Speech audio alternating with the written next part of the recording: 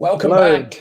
Yes, welcome back. Thank you for joining us again on our creative discussions. This time we have the wonderful Paul, otherwise known as Wavesequencer, and his fantastic Hyperion synth, which we launched, what now, 2-3 months ago now. And he's been so busy that it's taken this time to get him onto a live stream. And so, yes, today we are going to go deep diving to the wonderful world of Hyperion, digital modular, and all of the fun that it brings. Paul, how are you, mate? I'm good. As I said earlier, a little bit nervous because I'm not used to doing live streams, but happy enough now that everything seems to be working. Fantastic. Well, yeah, you'll be comfortable playing the synth. I know that's where you're most happy, and there is going to be lots of playing of the synth today, because I know there's, well, it really is an endless playground. I know we said that in our marketing, but digital modular, right? You can do so much with it. But before we dive into that, let's do our usual, Paul, who are you? I mean, obviously you are an expat Brit like myself. What a good looking pair of British expats we are too. Anyway, grew up in Britain. I'm not sure if expat or immigrant is the correct term these days. True, fair enough. But I've been an expat many times. I used to work in France and in Germany for Texas Instruments a long time ago. That's where I started in DSP. I was a DSP field support guy for Texas Instruments. And that got me into another job with a company making digital radios. And I did software development for those guys. And eventually they shipped me out to Hong Kong to run a small team there in Hong Kong. And through various job transitions, I ended up in an American company that eventually got acquired by Intel, and that's how I found myself in the USA afterwards, after a good 7 years in Hong Kong. Fantastic. So, and then you found yourself at the NAMM show multiple years in a row, I think. How many years were you come to NAMM? We were talking about Hyperion and kind of helping you with the concept, and hopefully giving you the confidence to continue down the path that you went down and actually finish this beast. Yeah, synthesizer plugins is something I'd always wanted to get into. I've always played synthesizers as a kid, and it's kind of my hobby, making music, on the side for fun. And I was lucky enough, I got to do later in my job at Intel, I got to do some work on sound synthesis for my job, actually, which was kind of surprising, but found myself in that position. And at one point, my department got shut down, and I was looking for a job for a few months, and that's where I decided I ought to make a product to, sell my knowledge and show my skills. Excuse me. Absolutely.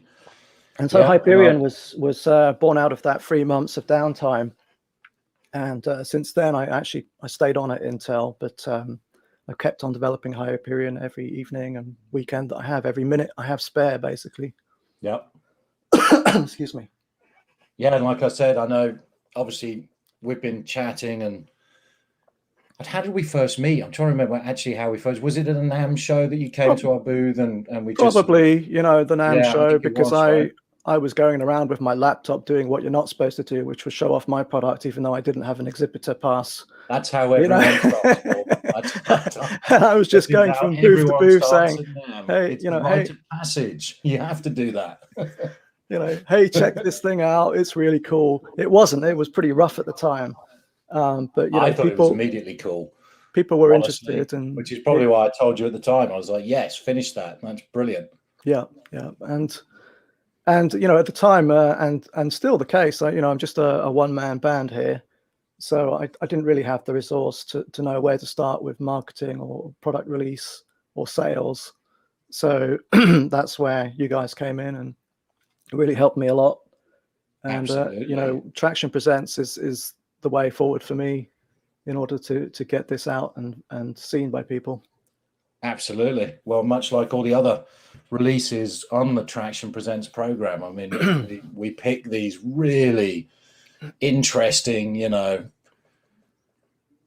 unique plugins, and Hyperion just knocks it out of the park in that, in terms of capability, in terms of its approachability. It's brilliant. So Yeah, so let's dive into it. You know, how do you want to start this? I mean, you can give Yeah, people a walkthrough on it, on kind of your theory behind it. You know, you can. I'd like to give people a kind of overview of the interface and what's new, because a lot of things have changed since the very first release, and just generally walk you through the concept of what it is and why it's set up the way it is. Hyperion is a modular synth, and some people have compared it to things like Reactor, but I've tried to make it relatively simple to use. And the heart of Hyperion for me is the multi-layering. That's like the sort of the USP of it. The fact that it's quite easy to pick individual layers and drop them in onto this layers column, and build up really massive sounds, and then do interlayer modulation. Every layer is a different patch actually, and can have different sound effects, different aux effects bus, and you can send audio from one layer to another over the aux buses, and you can send modulation data between the layers if you wanted to. Each of these layers is also a velocity and keyboard split if you want it to be, and you can also pick a different MIDI channel on each of the layers if you wanted to. So if you have like a multi-keyboard setup, you could address individual layers with each keyboard that you have. And a quick hack, if you really wanted to do MPE, you could copy one patch to every single channel and assign each layer a different channel, and then you would have an MPE patch effectively. Although that's something I'm looking at implementing in the future, is to make MPE capable on single layers. Nice. But yeah, overall, let's just maybe talk about the overall interface and what's changed.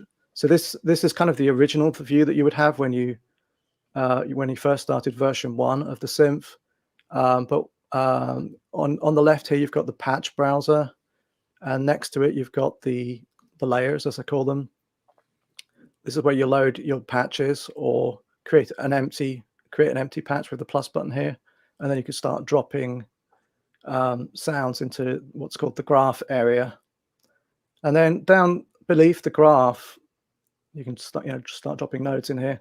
So beneath the graph, you've got these tabs here for the arpeggiator and the note effects, and modulation sources. I'll just bring up another patch so we can take a look at that.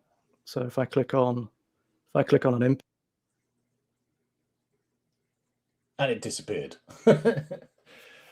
Paul, if you can hear us, you just disappeared. You hit the nuclear button.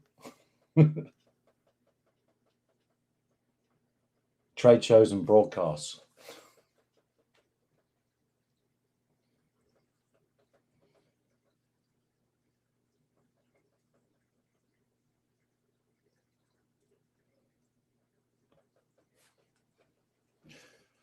While Paul's getting everything back, I hear you again, Paul.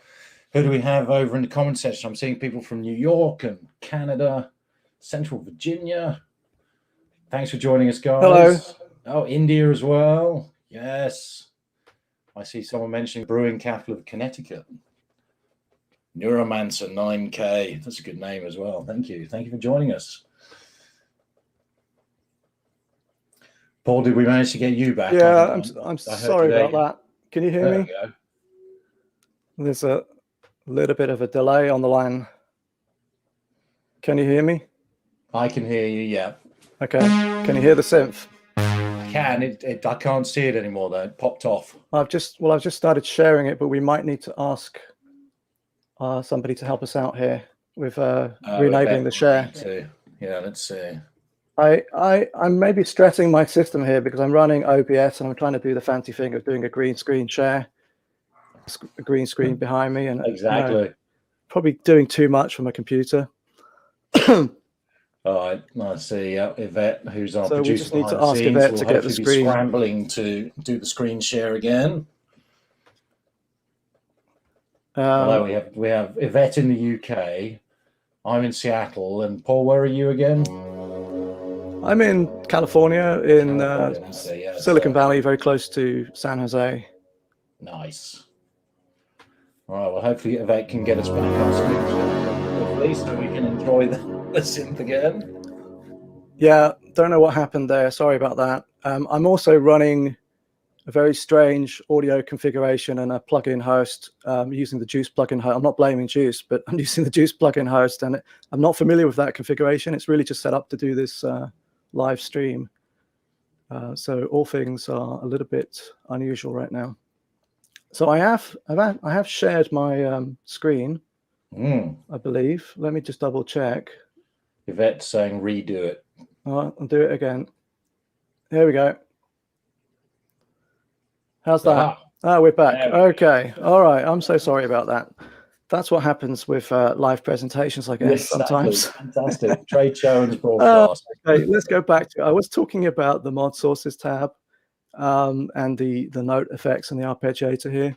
So one thing I wanted to point out was basically every single layer has its own arpeggiator and its own mod sources tab and node info tab.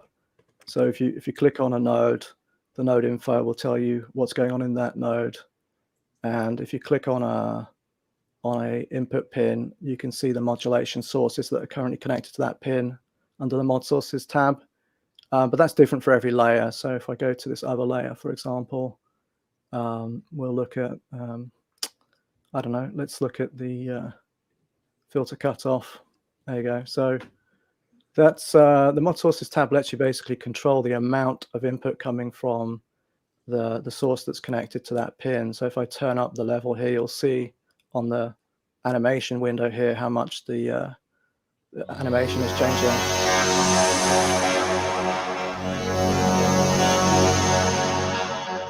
So, you know, the interface, that's the interface how it was right from the beginning. It hasn't really changed in that respect. But what I have added recently is favoriting in the patch list. So you can select a patch or a combi. And by the way, combis is just a fancy name for a multi-layer patch. So when you click on the save button, which is above the layers window, then you'll save a combi if there are multiple layers there. And if you just click on the save button above the graph, you'll save a patch, an individual layer. And in the patch list, you'll see some of the patches have a C in brackets, and that means it's a combi. And I can filter by combis or by patches if I only want to see patches. But yeah, so I was saying I've basically added favoriting. So to favorite a patch, you just click on the heart icon here. Nice. And it becomes one of your favorites. And then if you filter by favorites, then you'll just see your favorites. And all the other filters still work. So if you only want to see, you know, synth sounds that are your favorite, then you'll see synth sounds only. And you can unfavorite, and then you'll see all the synth sounds that are combis. And if I click on, you know, pad, now I've got all the pad sounds that are combis. Or if I only want to look at patches, then, you know, I can select patch as my filter.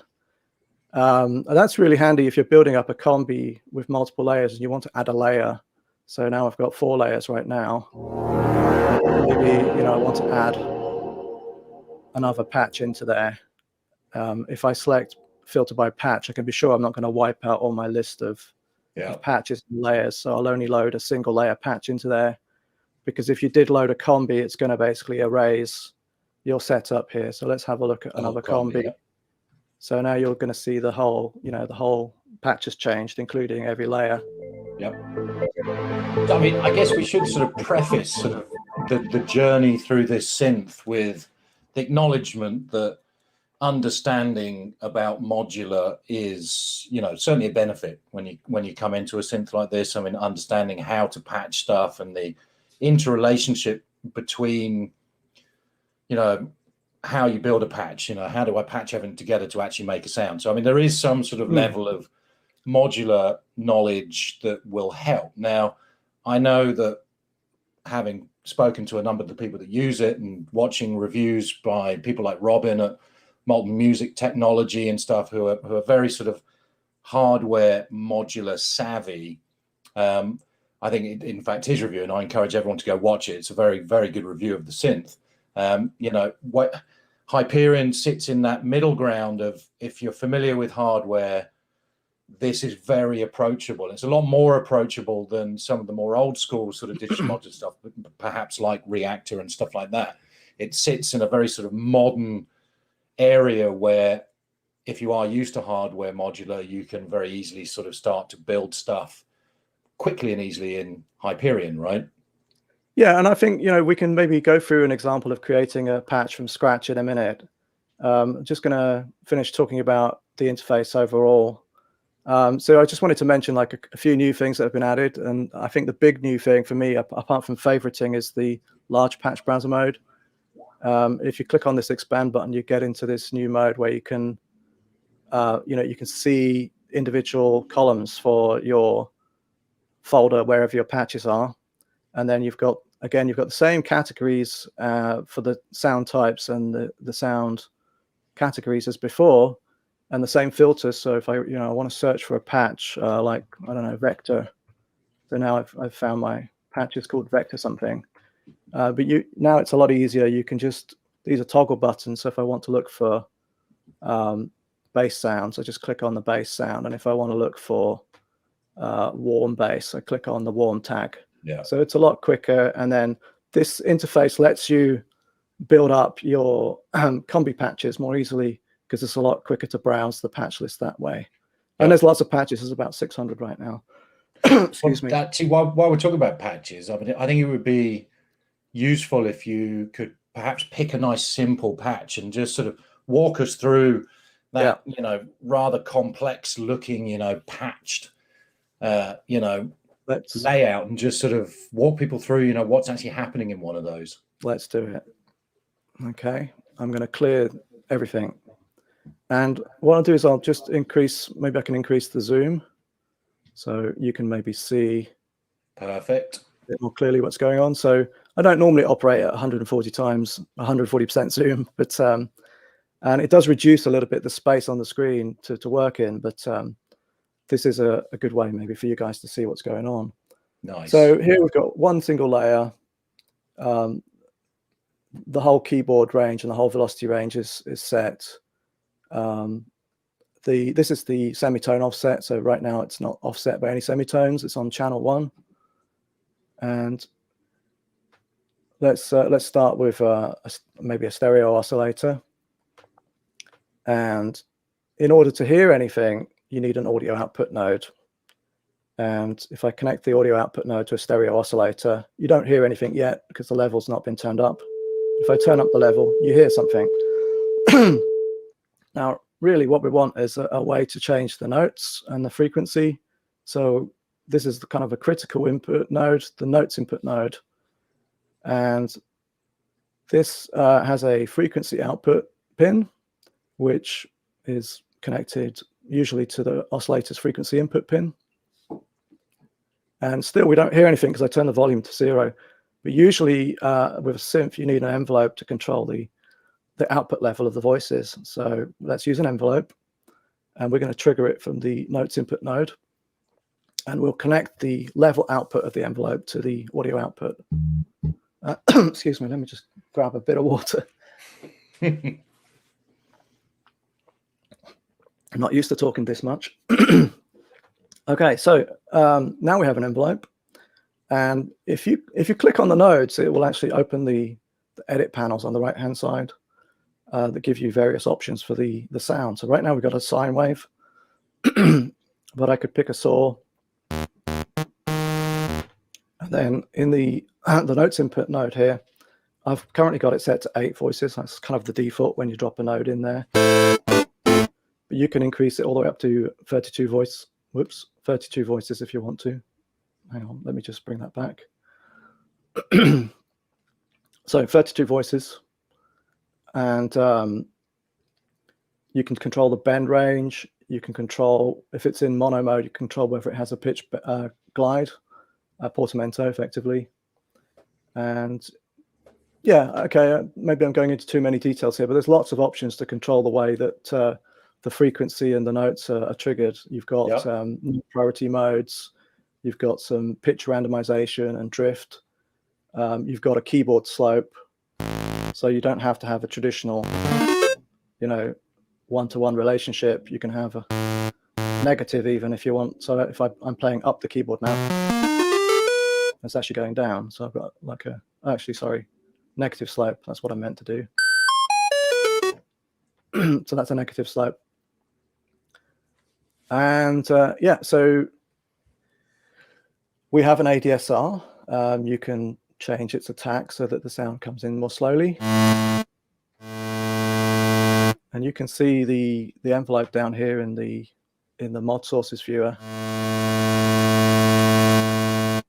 Right now it's got a very sharp decay. If I turn it up, now you can see it's a bit smoother. Yep. And I can increase the release time here. So if I let go of the keys, you hear it decaying more slowly. So that's like the most very, very, very basic patch with a standard oscillator, which is, you know, the sound source that most people will be familiar with. We can talk about some of the other sound generators later, but let's just have a quick look further at this standard oscillator here. And right now you're hearing it, although it's called a stereo oscillator, you're only really hearing a mono sound. And yes, I can pan it left and right. But you're not really hearing anything stereo, but that's because I've got the unison number turned down to 0 right now. But if I turn this up, what it does is for every number that it goes up, you get 2 copies of the main oscillator on each side of the stereo field. And you'll start to hear it if I turn up the detune amount. And now because I've got unison copies, I can turn up this width control and I can spread those duplicated oscillators further left and right. So you can kind of get like a super saw effect with that, and it just makes a nice, really thick sound. I mean, this is the most basic patch, no filter, nothing, just one oscillator.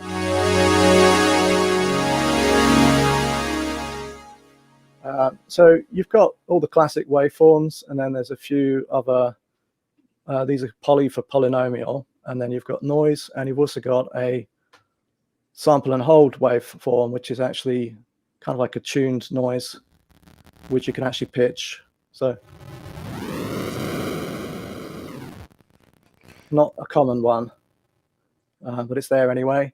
And now every single wave form in this oscillator has wave shaping of some kind. So it's either wave folding or it's pulse width modulation. So this is going to be, this is kind of a pulse width modulation type of effect. But if I pick a different sound, let's try this one. And that's, if I turn off the unison for a second, that's wave folding. So depending on the wave shape you select, it will either do some wave folding or some PWM. So like if I pick a square, it's going to be more like a PWM type sound. The oscillators also feature, apart from the unison and wave shaping and pulse width modulation, they also feature this thing called Oscillator Sync, which is where it has a virtual oscillator that is pitched based on the shape parameter. So if I turn on Oscillator Sync, what happens is all the other oscillators will track that new frequency and reset their phases based on the virtual oscillator.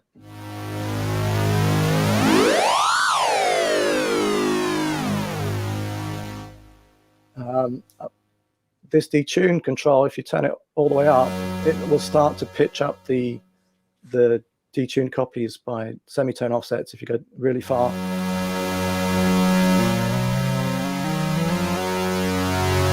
So you can get a nice octave detune effect.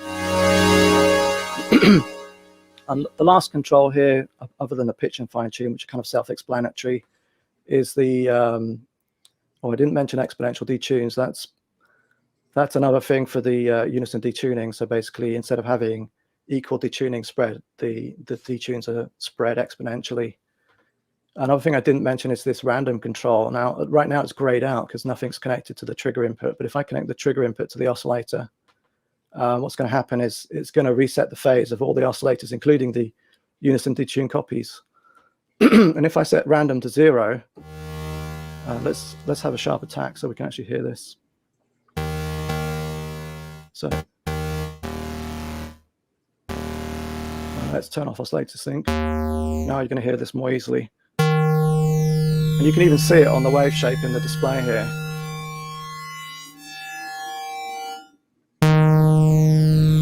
So you can see all of the unison detune copies, they start at the same phase. And because I've got a small amount of detune, you're going to see them gradually shift away from each other. And you hear this kind of nice phasey effect.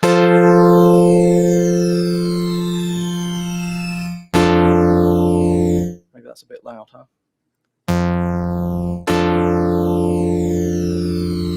Which is, you know, it's not a bad sound. It's kind of interesting. The more I detune, the more you'll hear it. But you might not want that. You might want to be certain that all of your wave shapes, all of your oscillators waveforms start out of phase with each other, or slightly out of phase. So that's what this random control does. It just basically increases the randomization of the start phases of each of those unison copies. So as I turn it up, you know, you'll hear it. They're not starting in phase with each other anymore. So if you really want like a super saw sound, that's probably the thing to do, is to have it on random, which is the default option if you don't have the trigger pin connected anyways. I think what becomes immediately obvious is that even on a seemingly ultimately simple patch, there is a huge amount you can do with it. This is like the very most basic noddy level patch you could ever do, and yet you still have quite a lot of functionality. And what I've tried to do is inside each of these nodes, I've tried to make them quite versatile and more complex. So in something like Max, I guess you'd probably have to build like a massive patch with multiple nodes just to do this one node that you've just heard. So this is kind of simplifying. I know it's not necessarily simple, because modular synthesis is not simple for a lot of people. But this is still a much simpler way of doing complex oscillators with you know, unison detunes and all these different features like Oscillator Sync and phase randomization. All that stuff's built into one node.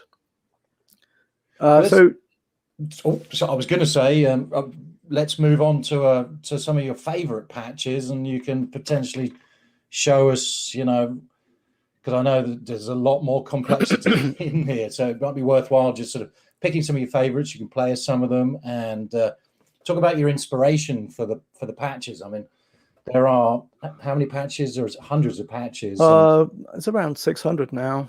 And I think you've done all of those 600, right, Paul? I mean, I don't think most of them. There's a few patches from beta testers that came up. That I did include a few of them. They were quite good. But yeah, most of these I've just been gradually artist packs and stuff to come down the line to get you know, obviously other people's inputs on the sounds it can produce. But I know, you know, looking back at your background, your inspiration and really what's reflected in the patches that you've made is really that sort of you know, lush Vangelis, you know, Jean-Michel Jarre, you know, style of just, you know, huge synth sounds, right? Yeah, so we really are just scratching the surface here, looking at a simple oscillator patch. But I just dropped in a filter node there, just to show you that you can add also filters. And then, you know, every pin here is a modulation source that you can connect something up to. I will go on to showing some other patches in a sec, but really just want to complete this talk about this most basic patch, because typically in a classic synth, you're going to have a filter with an envelope as well. And so you'll usually have some kind of filter envelope control, and that's what you might use this other ADSR for. And then typically in a classic synth, you might have an LFO controlling the oscillator fine tune frequency. So again, there's an LFO. LFO's got similar kind of wave shapes to the standard oscillators, but it's also got some ramp and peak waveforms, which are basically, you know, it's like a mountain or a valley. Yep. And they also have a phase reset option. There's a trigger input pin there, and you can select the start phase of the waveform, and you can also modulate the waveform shape and whether it's positive and negative. So, you know, is it unipolar or not unipolar? And you've got tempo sync there as well. So we didn't talk about all the other oscillator types, but I'll show you some of those in the patch demos. So we've got wave sequences. Let's have a look at an example of that. So this is called a wave sequence pad. And here's a wave sequence oscillator going into a filter. What's different about the standard oscillator in a wave sequence oscillator is instead of just having one oscillator, you have a table of oscillators going from 0 to 31. So you've got 32 steps, and you can basically sweep through that table, and every position in the table, if I sweep through it manually with my mouse here, you'll see it's a different oscillator configuration. So it's basically, you can build your own wave tables effectively just by selecting different configurations, and then as you sweep through, it will crossfade between all of these oscillator configurations.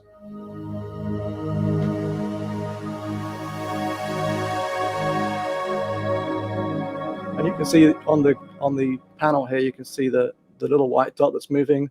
That represents the current position in the graph, in the table. And that's being modulated by this triangle wave. So I could speed it up. And here you're not really hearing anything dramatic, because I wanted to make this particular sound quite subtle, but I could change one of the pitches of one of the tones and you'll hear it. Or turn up the wave folding on one of the sounds. So now you hear that wave folded tone coming in on the first item in the table here. Maybe we can pick a different wave shape for the last one here. Maybe just for fun, add some noise at the end. And if I bring this back to 0, now it'll be able to sweep through. So we'll start with the first. So you can hear how that's, basically sweeping through the table. And this is a very simple wave sequence, which has only got 4 steps in it. Sorry. So that's one of the types of sounds I would like to talk about. Let's look at another one. Vector synthesis. I think I had that up at the beginning. So this is a new node that I've just added recently, which is a vector mixer. This is a patch with 4 oscillators, 4 stereo oscillators. And the output of those oscillators is going into this vector mixer. And a little bit like wave sequencing, this is inspired by the WaveStation keyboard. And you can basically mix between 4 different audio sources, and you can control it with a mouse or touch input. These new nodes that I've added recently are kind of touch oriented. So if you have a touch screen Windows machine, it's kind of cool to be able to control them with your fingers.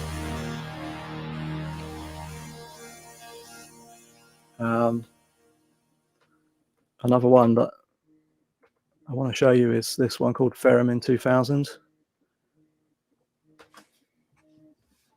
So I'm just going to drop the zoom level a bit so we can see everything here.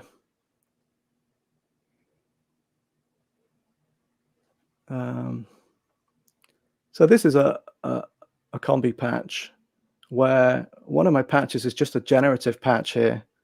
I'm using these touch inputs to control some data and to trigger some notes.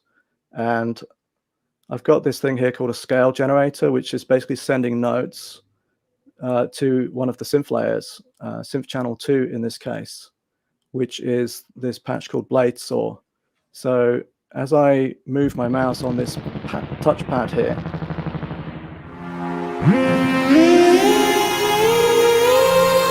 so I'm playing with my mouse now, I'm not using the keyboard.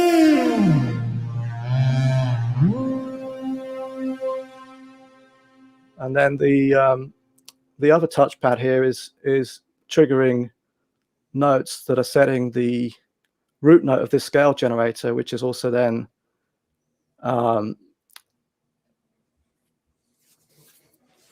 triggering some chords on another patch. So every time I trigger a new chord, this scale generator is being set to a different root note, so that when I play the notes in the pad here, they'll play starting from a different bass note.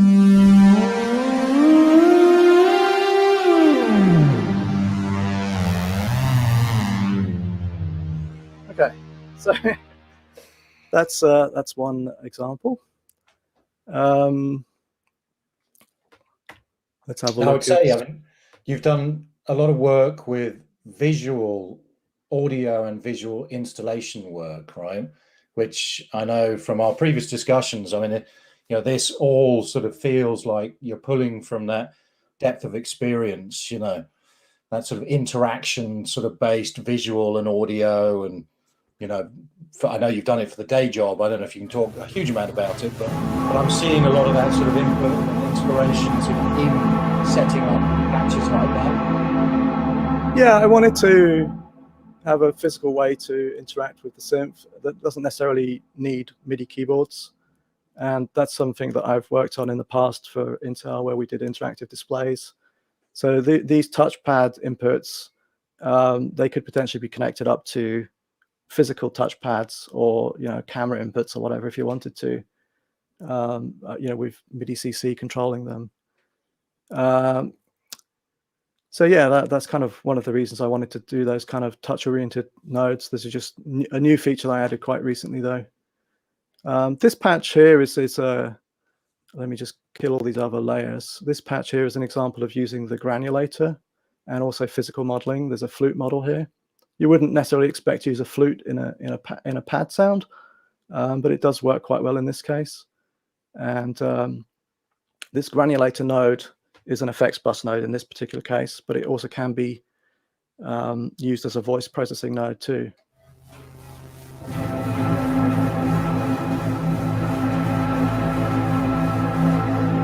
So let's bring up one of those flute sounds, actually, just to show you what the flute model sounds like.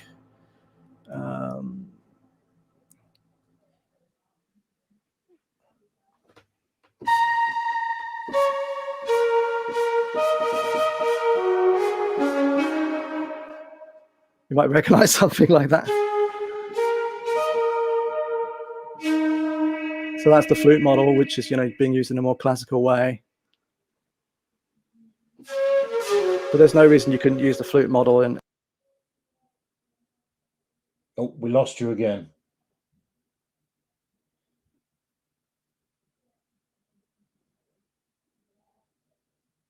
We are maxing the stream capability, I think.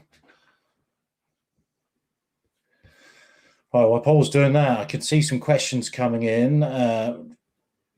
One of the very last ones, do you need traction to run Hyperion? No, it is a completely standalone instrument, so you can use it in whatever you would like to use it in. What else do we have question-wise I can be answering while Paul's getting going again?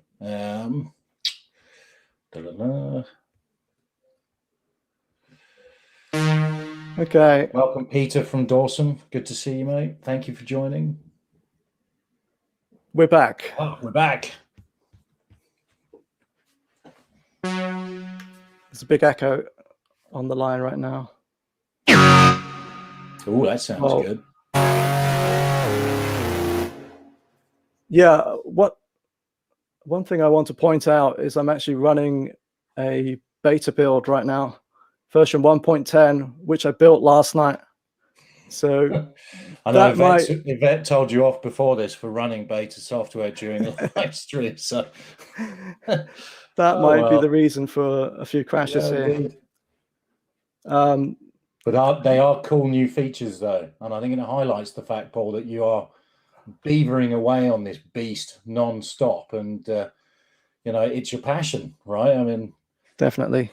It's not like a business that, you know, okay, here we go, you'll develop a little product and then it's done and it goes in the market. I mean, this truly is your passion, and you're adding and constantly, you know, tweaking and improving it. Yeah, I'm constantly adding new features. And one of the things that I added last week was this pop-up slider, which people requested so that they could have more direct access to the parameters. Nice. I've got a huge echo online. I don't know if Yvette can look into that.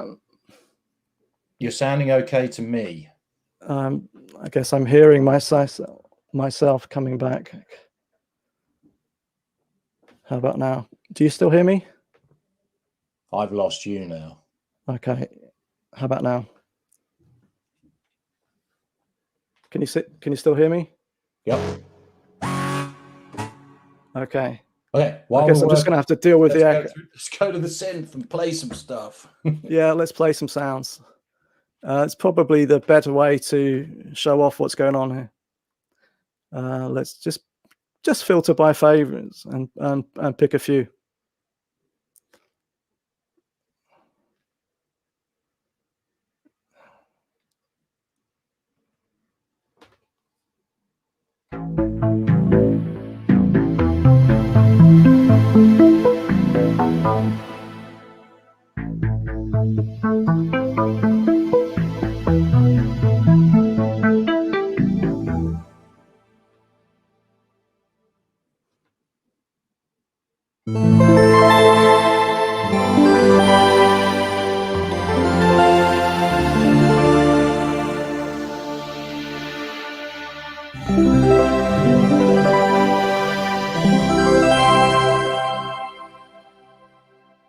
Very nice.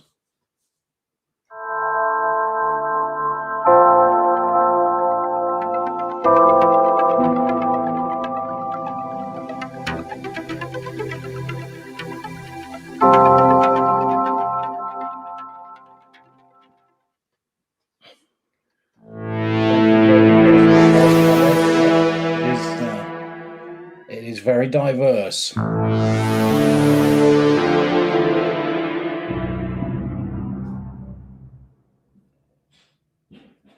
I didn't mention earlier, but we've got a full FM synth in here.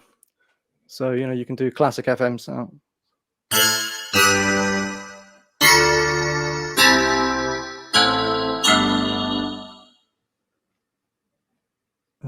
Let's see. You can also do sample playback. This patch here is playing a couple of samples on loop.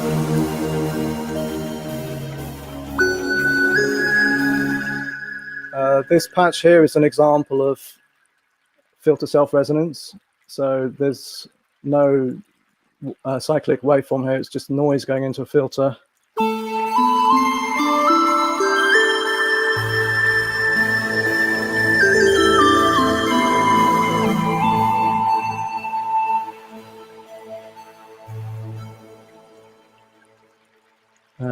Let's have a listen to Granulator audio sample. So let me just end with a couple of scenarios where recording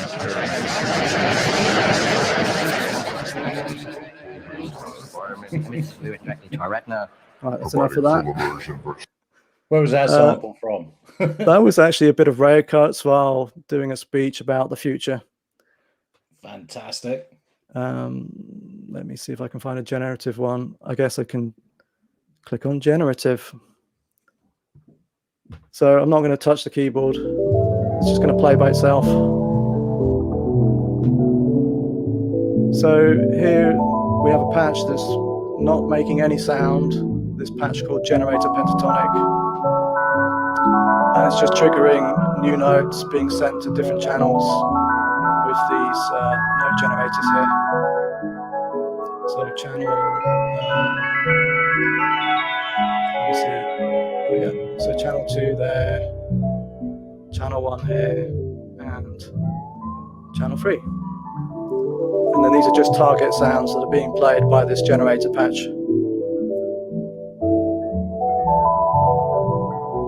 This is the FM synth module mode.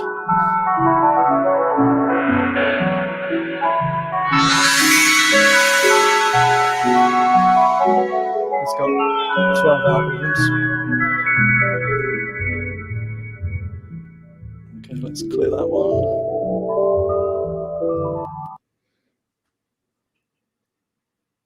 I think while you're choosing the next one, just thinking, Yogi Fish, you pointed out that it is very diverse. And again, Yvette, maybe you can share the link to the review that Robin did from Molten Music Technology. It's a good, thorough, long review from a guy who's very familiar with modular, or analog modular. And you'll see in the conclusion, I mean, he even brings up the fact that Hyperion, is on the scale in terms of its capabilities with other, just titans like Omnisphere and stuff like that. I mean, literally, you've got a never-ending playground for this synth. So yeah, I'd recommend go watch it. Thanks, Yvette, for sharing the link. Yeah, we've got so many nodes here to play with. You've got lots of different sound generators, voice processing like filters, distortions, resonators, ring mod, bit crushing, granulator. You've got a whole bunch of sound effects, different reverbs, chorus, flanging, etc. But maybe what's more unusual is you've got these data processing nodes and generators and trigger nodes, which you can use to build up really complex patches with some generative elements. This is an FM combi. I just want to show you how using the macro controls can affect the sound of patches. So here I've got macro receive node controlling various parameters in the FM nodes, and that's the same on each layer.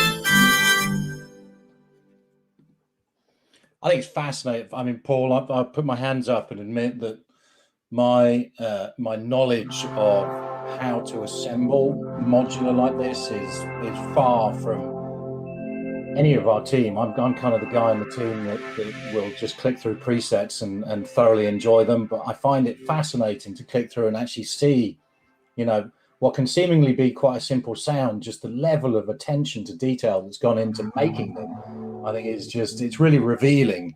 It's like having a map of how the sound was made in front of your face, and it's lovely. Oh, on that comment, I lost you again. I'm sure we'll have him back in a second. While that's going on, let's see if there's any more questions that are coming in. Let's see. Yeah, links. M1 compatibility, I'll let Paul confirm that. Let's scoot back up. Hello. Sorry about that. I'm not sure if it's just my internet connection, which is just not holding up, or if it's an instability.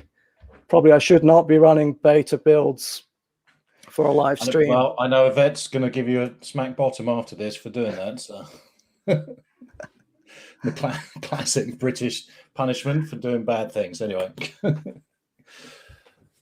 Yes, it is M1 Mac compatible. There is a build that's designed to run on M1, and it will run native in Logic. Of course. And any other good host. And it runs really well on the Mac M1 Air. I've tried it. Obviously, I got myself an M1 so I could test. Fantastic. All right. Well, I know we're coming to the end of the hour, so I'll encourage those of you out there listening to ask any questions while we have Paul here, and I'll monitor those coming in. And Paul, you can continue taking us through your favorite patches in this beast. That one looks simple. Yeah, that's a nice simple one. How do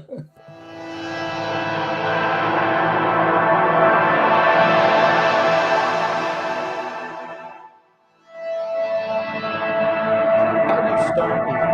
I have to say, on a patch like this, do you go into building this patch with an idea of the sound you want to build, or do you go into a patch like this just going, I'm going to start and see where it takes me? What's your sort of direction on how you approach building these patches? So it's a little bit of both. Sometimes I'll start with an init patch. So if you select filter by init, you can just bring up this init patch, which is a good starting point. Oops, maybe too loud. And so, yeah, you could start with existing patches and then just remove things if you don't want them in there. So for example, if you were starting with this patch, you could say, okay, I'm just going to get rid of some of these. So you can actually use a cable select and then just delete those nodes and simplify the patch, just remove some things and maybe remove this pitch shift. So now it's already sounding a bit simpler. Maybe I don't want to modulate the filter here, so I delete these nodes. Oh, delete selected nodes. So yeah, I'll often start with an existing patch, but it will be a simple patch, and then I'll just have some ideas as I'm going along and thinking, oh, I need some kind of a echo or reverb, and I'll just add things as I go along. Right. Yeah, because I look at that and quite honestly, I'm like, wow, that seems like a daunting task. I mean, to understand you start from a basic patch, and it's, if you start from something a bit simpler like this one, this is a fairly simple patch. You've got 2 envelopes. We did have. The envelopes went away. All right, do we have any more questions coming in? I'll just scan through on the latest feed here on the side. Nope. I do encourage you guys to ask the complex questions while we have Paul here. Any of you who are familiar or potentially trialing this plugin while we have him.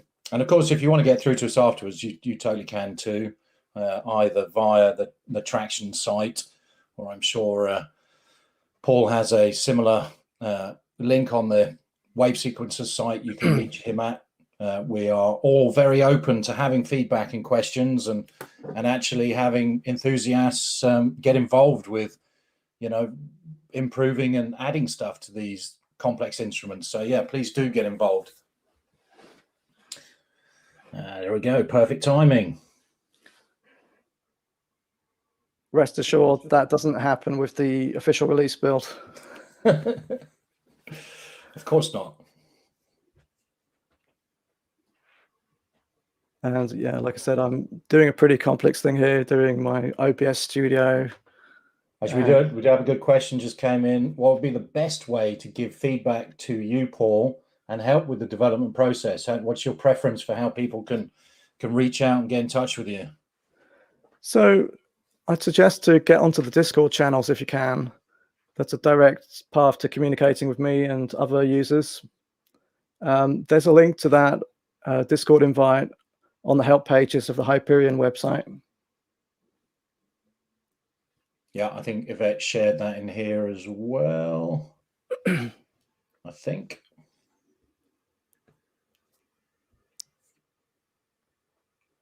All right, we only have a few minutes left. Paul, why don't you close us out with some epic Blade Runner.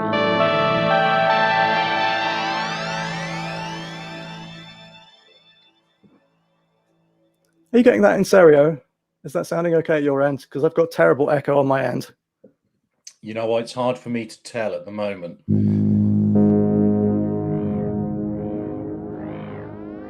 It kind of sounds mono from my end. Well, I would strongly recommend everyone watching this video goes and gets the 90-day completely unlimited free demo of the instrument. It is, the full instrument with no restrictions. So, then you can listen through directly out the instrument through to your speakers and not via the internet, which is going to suck most of the life out of what we're hearing anyway. So yeah, please do just go grab it and play through presets yourselves.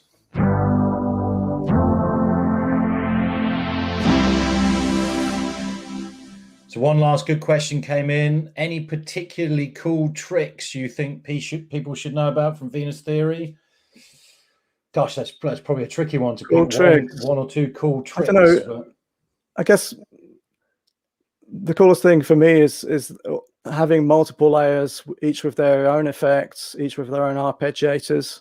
This is a good example. where I've got a sequence being triggered on one finger, the lower half of the keyboard.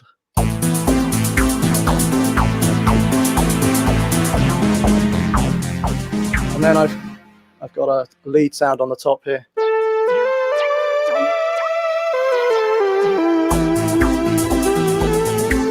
So I don't know if that's a trick or not, but goes to show you the power of what you can do with a combi patch.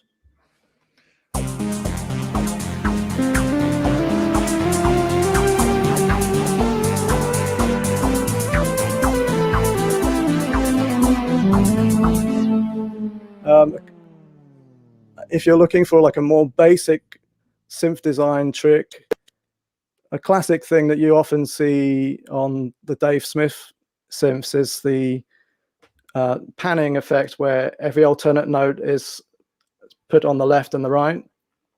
And that's a trick I use a lot in patch design, where I'll take the toggle output from the notes input node and connect it to the pan input pin on the audio out node. So you'll hear alternate notes will be left and right. Of course, the level here is quite low. Like I said, it's probably not translating well through our internet broadcast so much. So again, go grab the 90-day free demo and play. Which top 3 patches in the entire thing. Like if someone's going to go grab the 90-day demo today, Paul, what's the first 3 patches you want them to listen to? I'll put you on the spot. Oh, we've lost him. We've lost his audio. Of course we have. We'll get him back in a sec. We'll finish up with his favorite 3 that I want you all to go listen to. Channel your inner Wavesequencer. Can you hear me now? I can. Perfect. So yeah. Sorry, I think I'm stressing my internet connection and stressing my plugin host by running OBS at the same time here. Yeah. What was the question? What's your top 3? So everyone that's going to go run out the door today and get the 90-day free trial and wants to hear your top 3 patches. I know there's hundreds of them, so it's putting you on the spot to pick 3 of them, but you've got to do it. Maybe we can type it in so Yvette can share those. And I guess the one that Ben Jordan quite liked is Blades 2047. That was a pretty popular patch for him. Quickly. Let's load it up.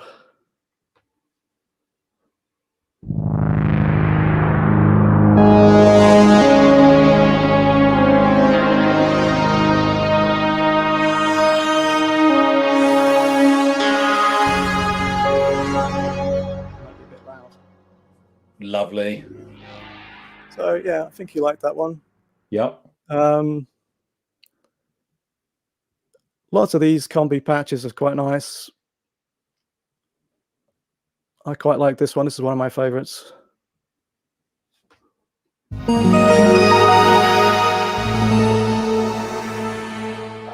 Another multi-layer with an arpeggiator on one of layers.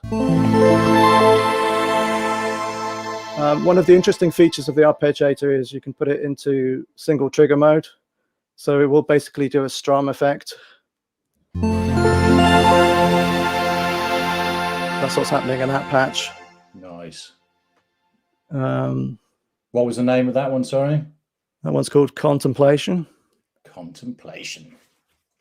Oh, let's have a look at the... let's have a look for JMJ. Listen to this one. This is one of my favorites. It's just a single layer, but it's using Oscillator Sync and the flanger. It's pretty powerful sound.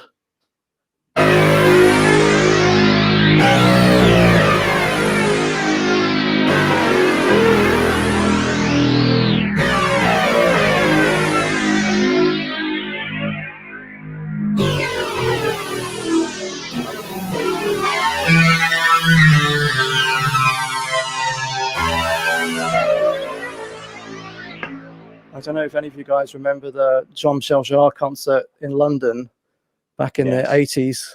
Yes. But that sound featured when he was playing the laser harp.